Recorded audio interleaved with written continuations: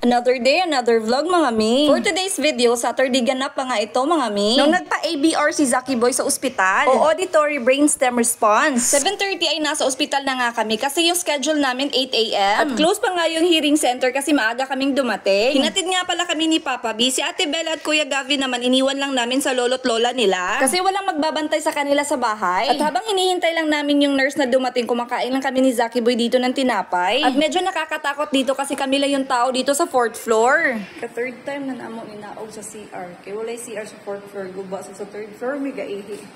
Dali na!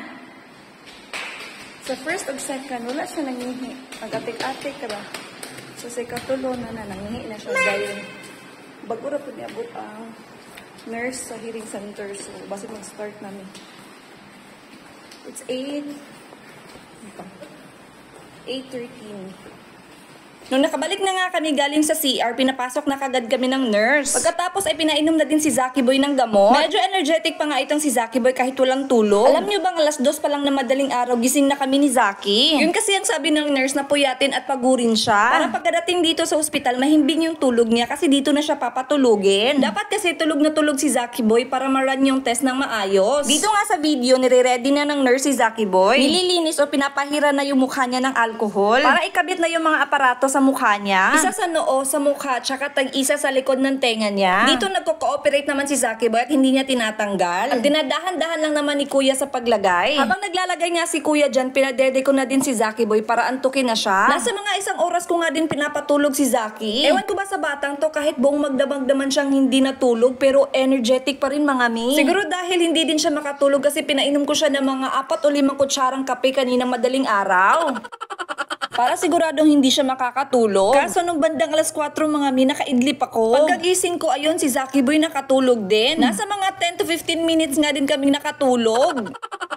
Ayun, ginising ko nga agad at pinanood ko na lang siya ng YouTube. At dito nga sa video, alas 9 na yan yung una niyang tulog mga mi. At dahan-dahan na nga kinabit ni Kuya yung mga aparatos o yung mga wire. Kaso nagising nga si Zaki Boy nung pinatihaya siya kasi kailangan lagyan yung kabilang tenga niya. Nakatagilid kasi siyang natulog dyan.